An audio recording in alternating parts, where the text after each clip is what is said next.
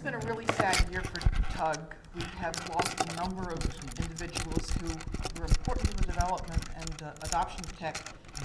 And the three who died, who were associated with TUG particularly this year, Pierre MacKay, who was an early president of tech and of TUG, and a very early adopter of tech, and for a number of years, the site coordinator for Unix tech. The second person was Richard Southall, who was instrumental in helping Knuth adapt the sans serif, or create the sans serif fonts in Computer Modern. And he did a number of other things and gave some talks at TUG meetings. And the best known name was Hermann Zapf, who he was simply the preeminent font designer of the 20th and early 21st centuries. And Matthew Carter, I believe it was, who said, wherever you were on the list of font typographers, everybody has now moved up one. So I will introduce Pierre. And yes, I will introduce Pierre and Richard, and then Volker will have some memories of Hermann Zapf. Wake up, wake up. Always the same problem after it crashed. No.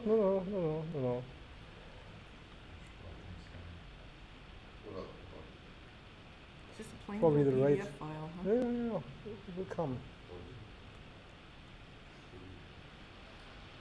This is vertically oriented. Yes. Pierre MacKay was an early adopter of tech and a very early member of TUG. His name first appears in the membership list in June 1981. In November 1982, he and Rick Ferruta at the University of Washington assumed the duties of Unix site coordinators. And for many years, Pierre continued to perform that task until 1992. So, as he was an enthusiastic supporter of TUG, he was elected president in 1983 and served in that capacity through 1985.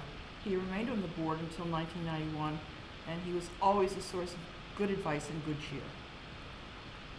Pierre's primary interest was in the study of classical Greek and Arabic literature. His early studies were largely based in Greek, but he needed a second classical language, so he began a study of Arabic. Later, he taught himself Ottoman Turkish. This is very important in his later work. Some of his first publications concerned medieval Arabic literature, and in 1966, he accepted a job at the University of Washington because their classics program included a Near East Studies program that allowed him both to pursue all his main research interests and at the same time teaching the same subjects. By the end of the 1960s, he became interested in the potential use of computers and computer languages for non-Western scripts. And he actually developed early computer text processing techniques and typesetting.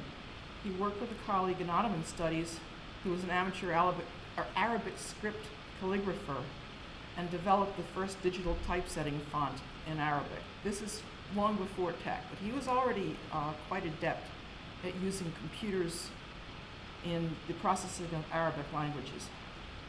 In 1980, in addition to his positions in the departments of classics, Near Eastern languages and literature, and comparative literature, he became an adjunct member of the Department of Computer Science. He was a very busy man. When Tech and Metafont arrived on the scene, Pierre climbed onto the bandwagon and immediately started to work on adaptations for Arabic script. After, in a brief tugboat note in 1983, entitled Tech for Arabic Script, he noted that for this we must extend and modify the basic program but we are making every effort to ensure that our Arabic script version of TeX will be an enhancement and will leave all the basic features of TeX 82 intact.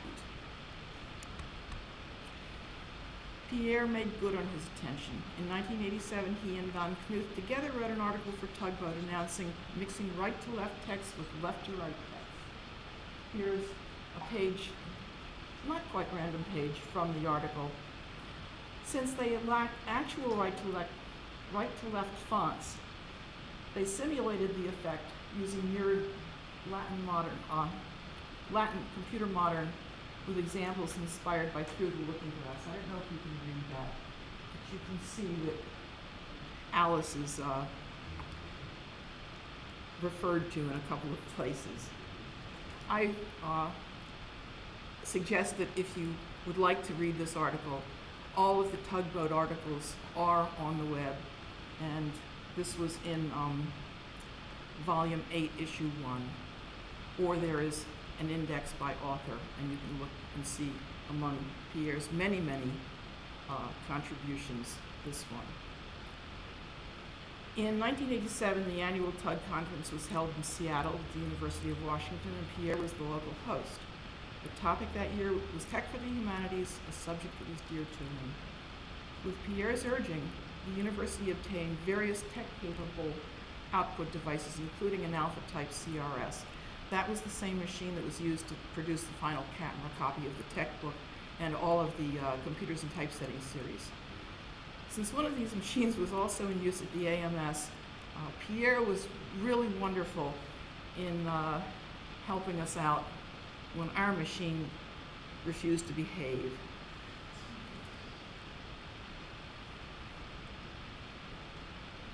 Another project that he assisted, although more with moral support than with active participation, was the creation of the Washington Cyrillic font, WNCY, through his matchmaking between a staff member at the University of Washington Humanities and Arts Computing Center and the AMS, rebuilding a font based on computer modern that was originally created at the AMS.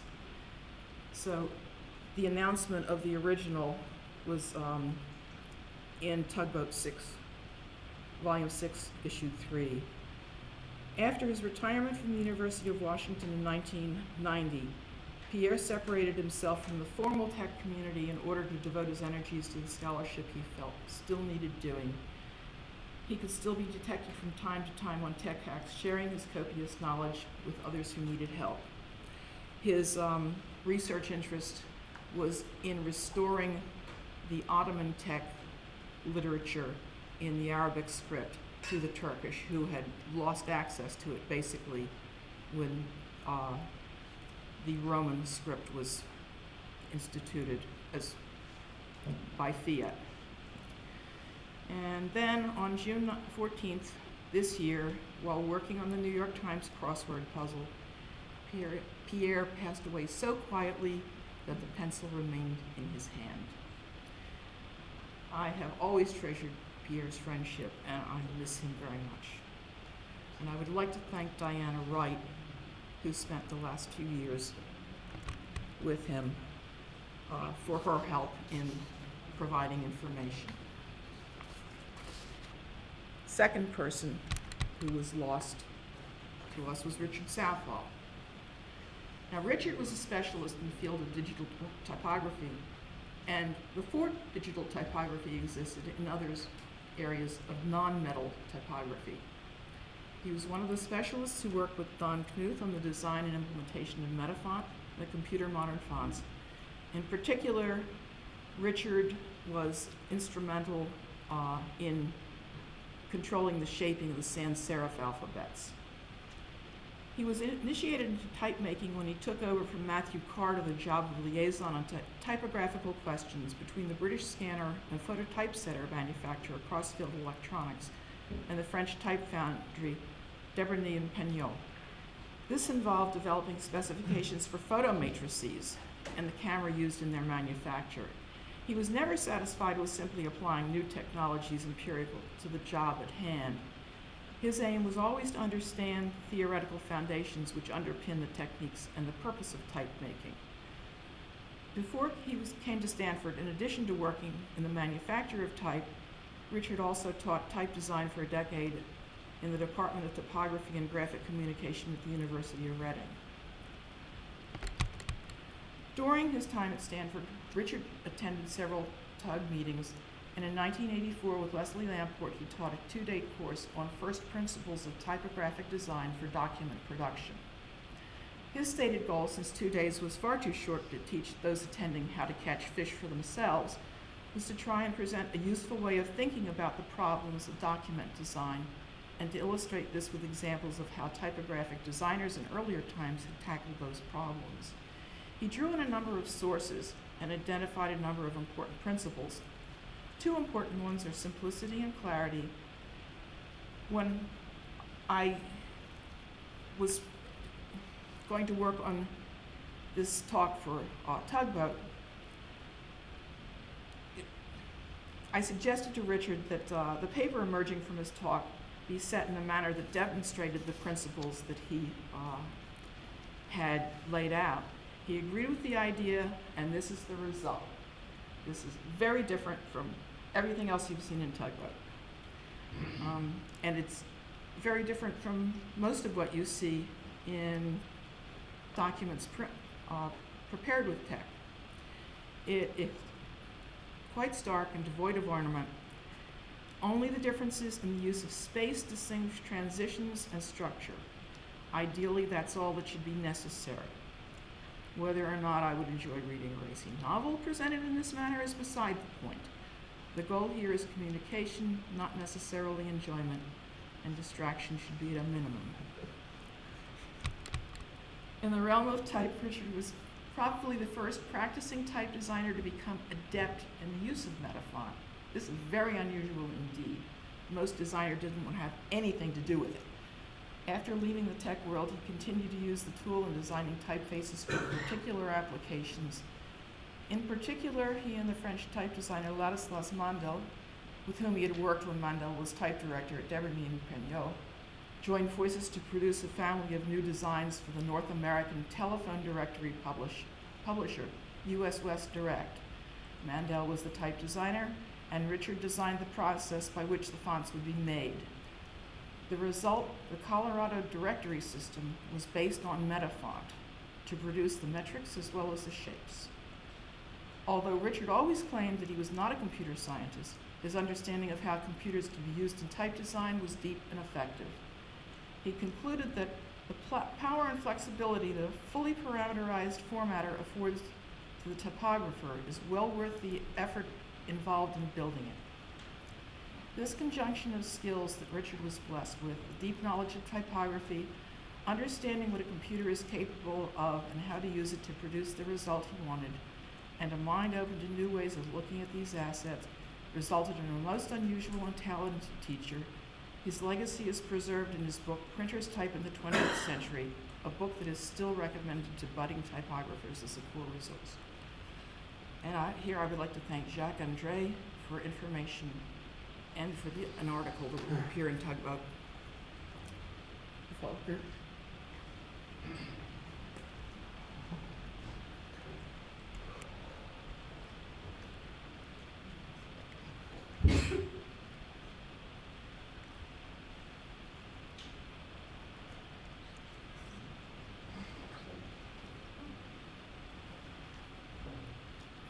As Barbara said, should I take the microphone, or is it possible to hear me in the last row?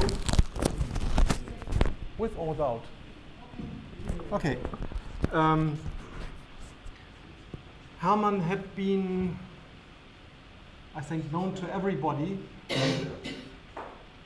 And that's the reason why I want to present just a really personal view, as Hermann, which I got known in 1998 personally, was somebody who was a person who did a lot for not only the general tech user, the general font user, but specifically for example, Dante.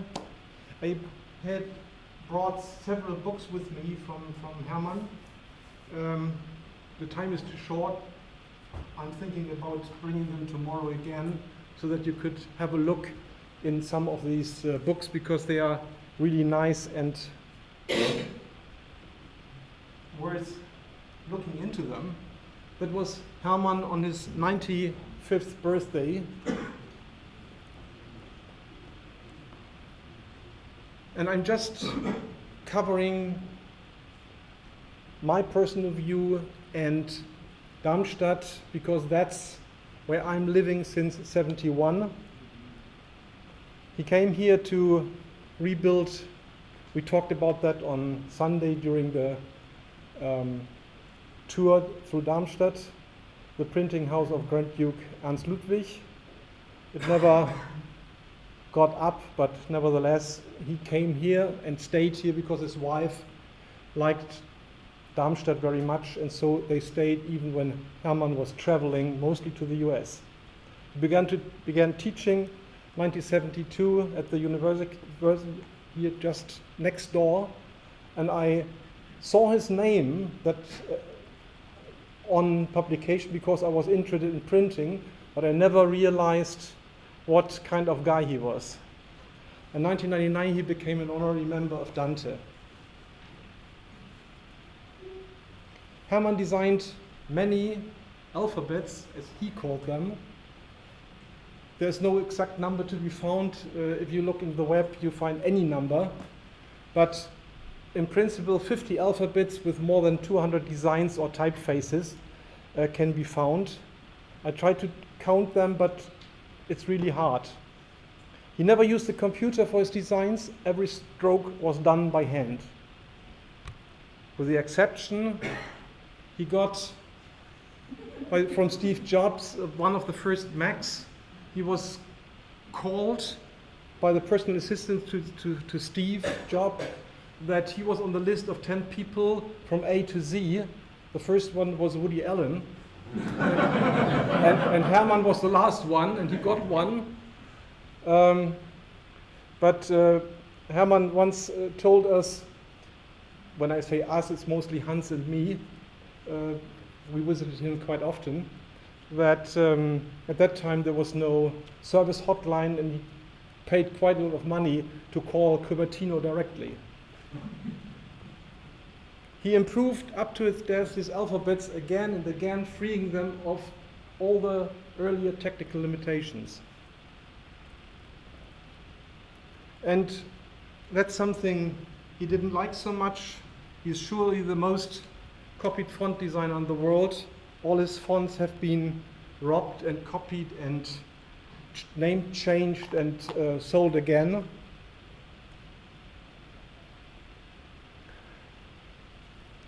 What I want to mention from the fonts is just 4 specific ones, because there are so many. The most unknown, the one that everybody knows, our, that means this time Hans, Taco, and me with Hermann, and the last one, which was finished in April, I think. But I want to start with calligraphy, because calligraphy was the basis for all his type designs. His kind of hand stroke was absolutely marvelous, and if you have seen that on the blackboard or looking when he was doing it, was absolutely perfect. And we had the possibility to learn from him because he gave a weekend to teach us the right strokes. At the end, we even got our initials drawn. Tuck praises Hermann for his strokes, and we experienced why. That was him, that was in 2005. Pardon? No. Have a look.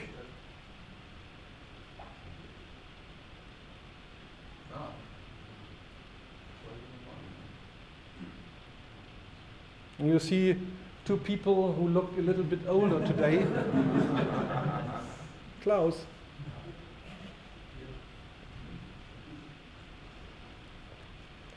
And that's my initials. I still have them. I wanted to bring them, but it's a bit big.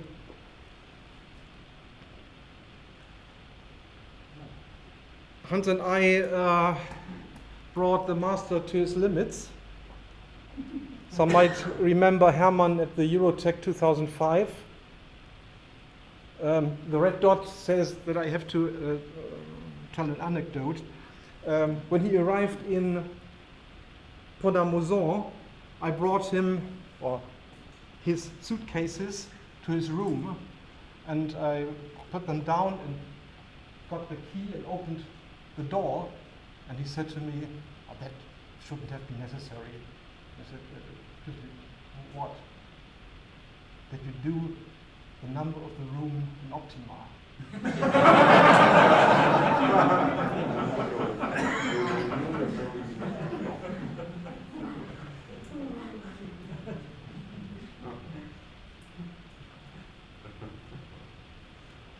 Hans and I asked Hermann to do calligraphy on a cake using a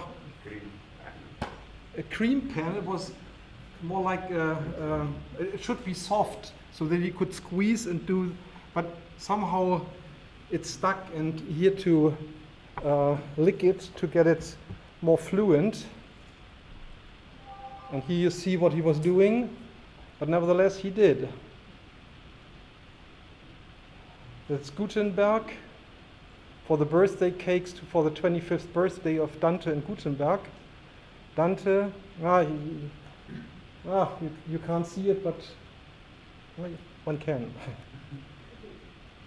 Yeah, that's the finishing. And who got the first piece?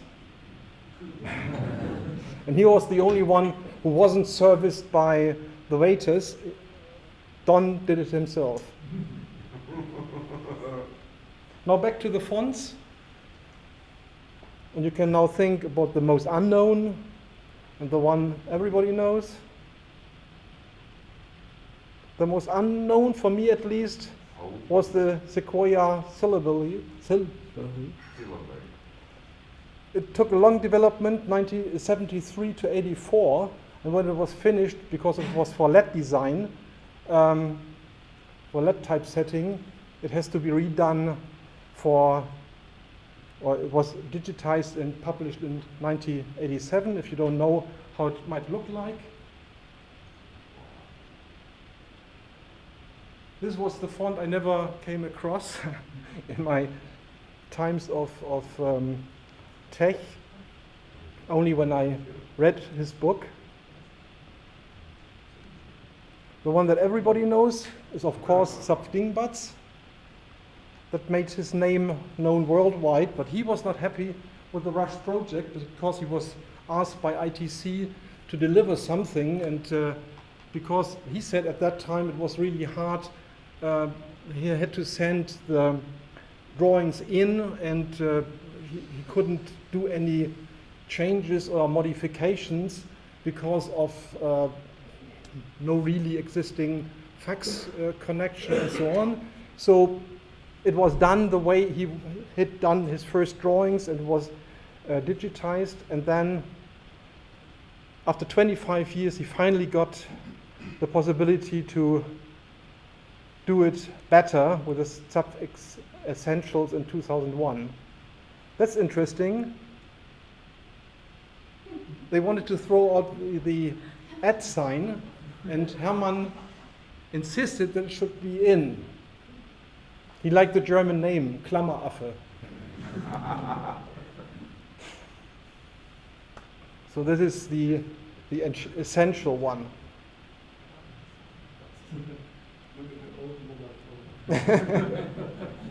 Well, for that time it was quite modern, I would say. Now our work with Hermann, the new Euler, the idea to redo and extend the Euler font had its root in the 2002 process of collecting material for the CD.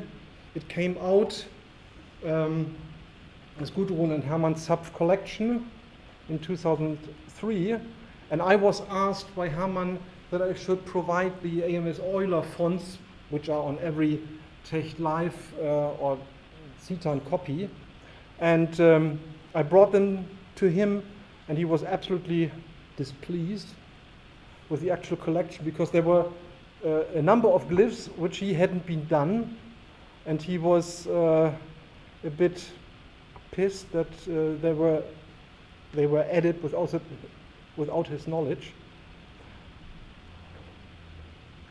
And also the drawings were showing all the limitations used in the system at that time. Hans and I and Taco looked into it, into the digitization. Dave Siegel did them, and if you look into the lines, you will see it's really not hitting Hermann's drawing at each place, but it was also a rushed job, and so he was really insisting that these should be changed and corrected and bettered. In this book again, this is Alphabet Stories.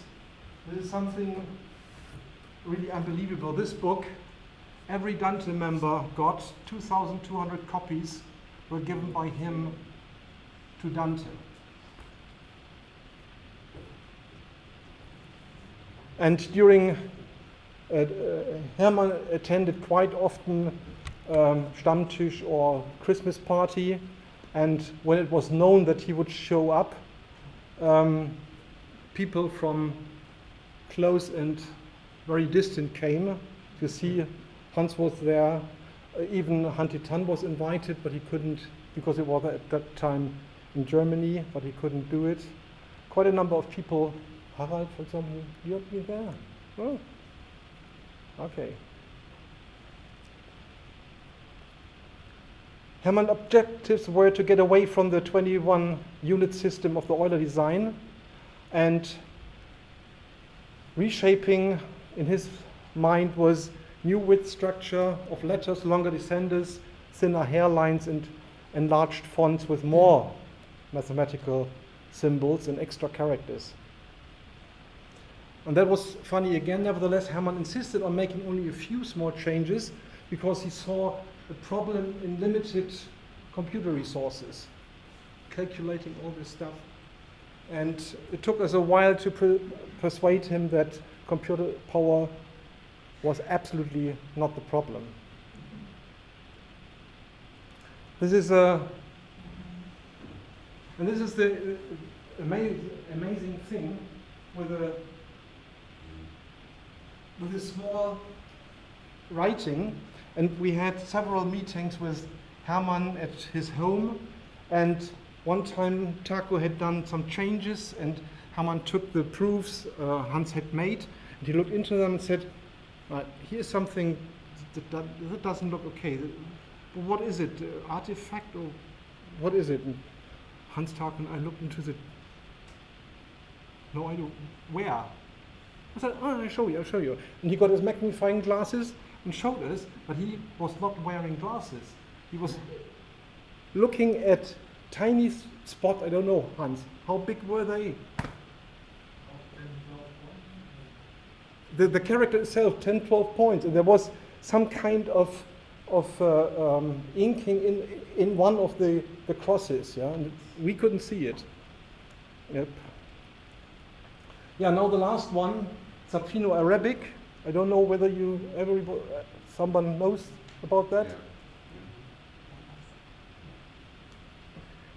Yeah. In his books, there is a very short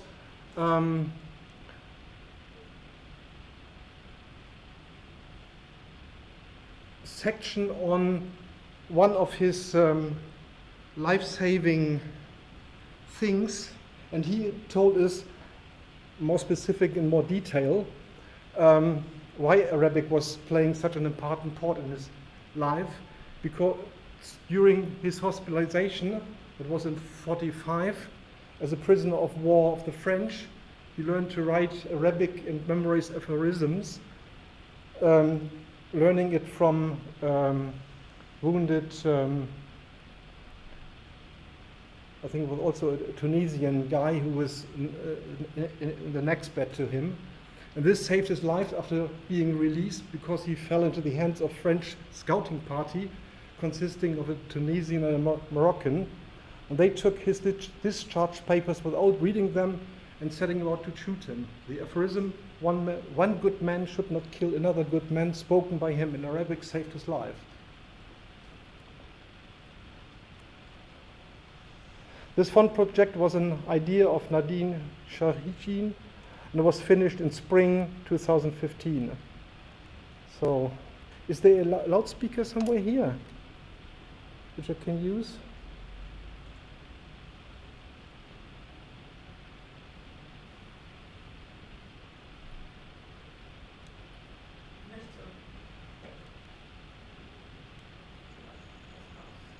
Ist aus?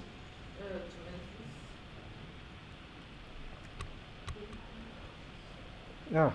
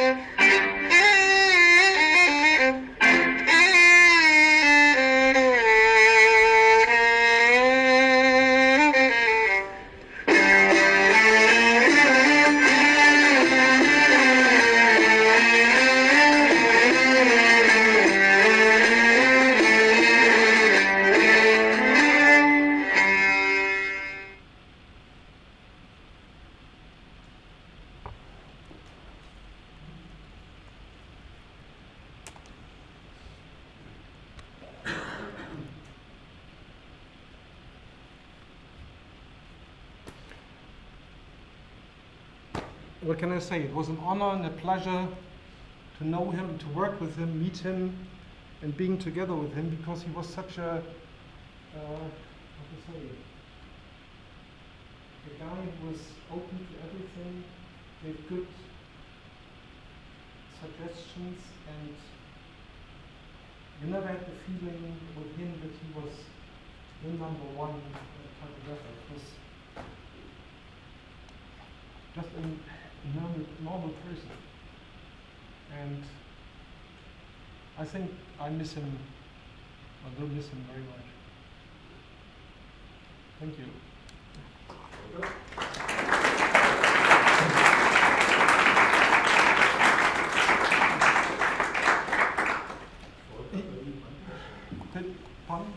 One question maybe, yeah.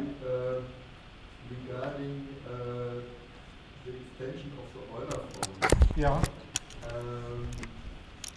Do you think it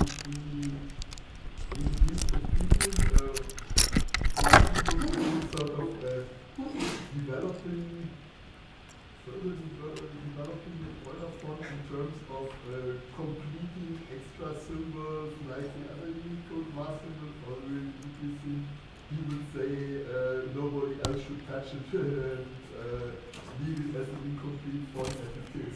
No. The thing was that we agreed that Euler should be extended and Khaled should do it. And this project started in 5 years ago, I think. 5 years ago. And the first time it was, the chances were quite good that Khaled could come, and then he was going to military, and then all the situation in Egypt changed so much. And our hopes, we had stayed in communication end of last year to ask Khaled that he should start again to present it here, and we had high hopes to get Hermann here. So he wanted it. There were a number of proofs in a big number of character which he decided should be added, and he gave us more or less the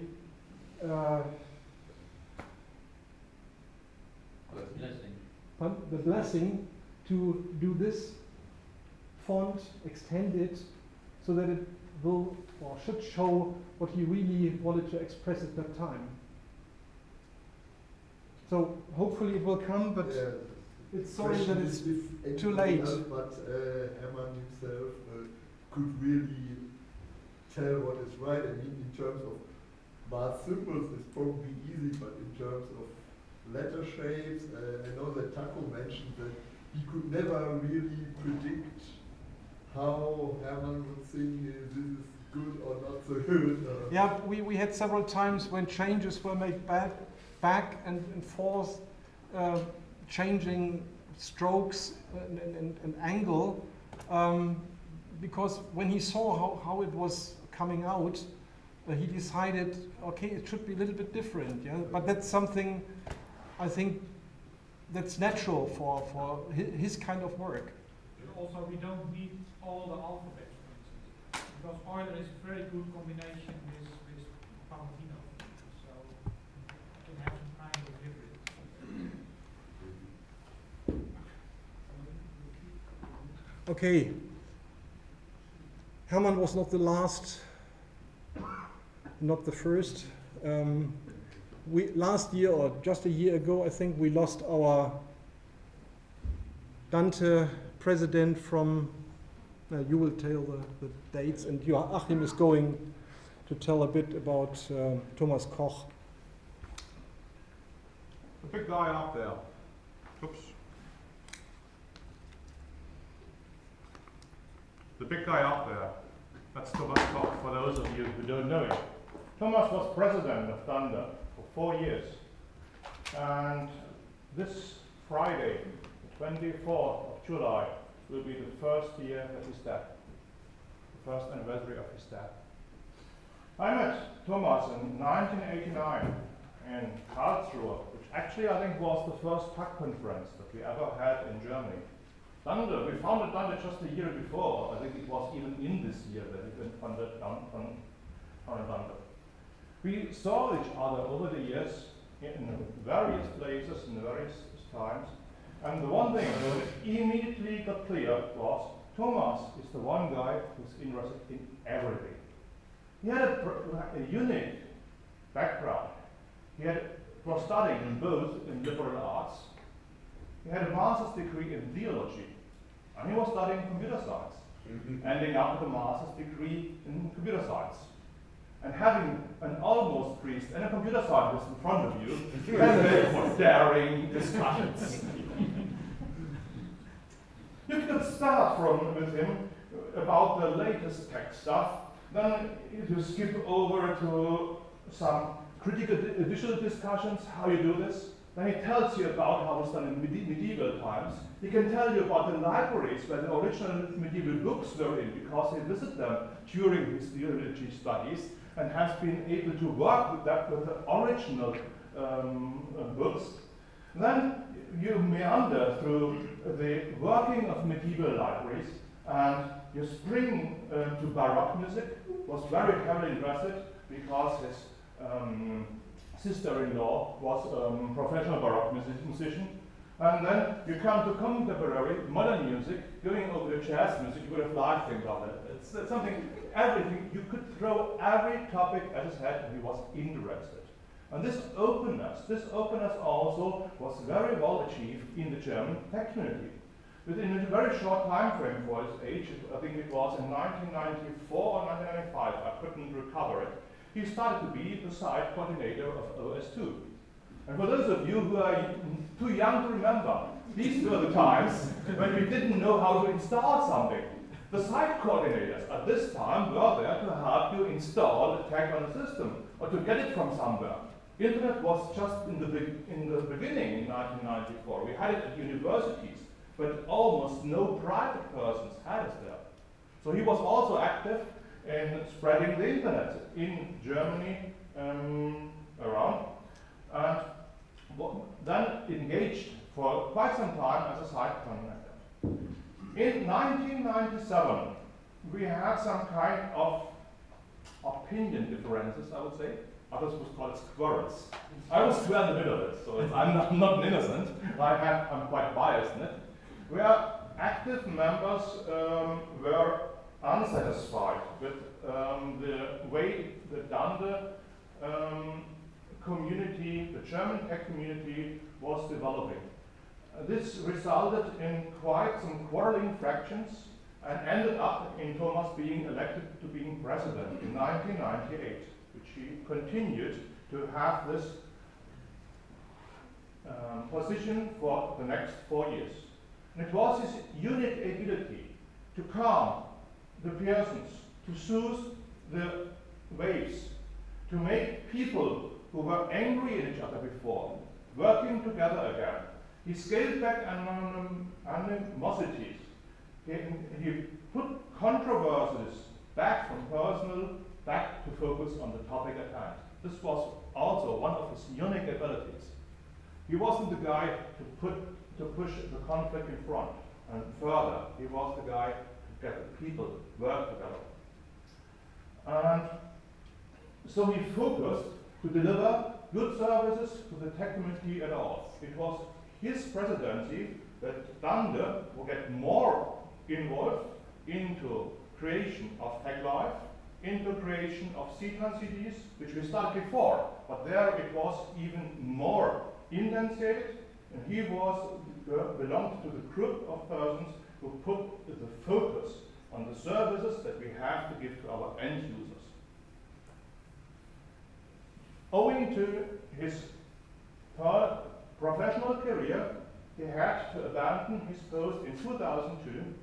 He was enterprise lead architect of T-Systems, the computers, the IT arm of the Deutsche Telekom.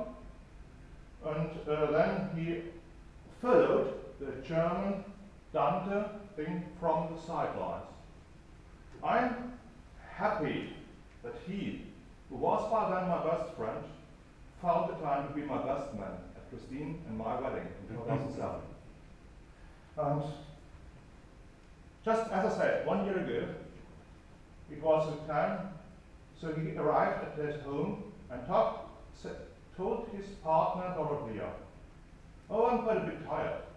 I will lay down for a rest." He never woke up. So, rest in peace, Thomas Koch. And even though from the measurement community will not remember him, for he was one of the guys who did lots of work behind the scene, and we are all better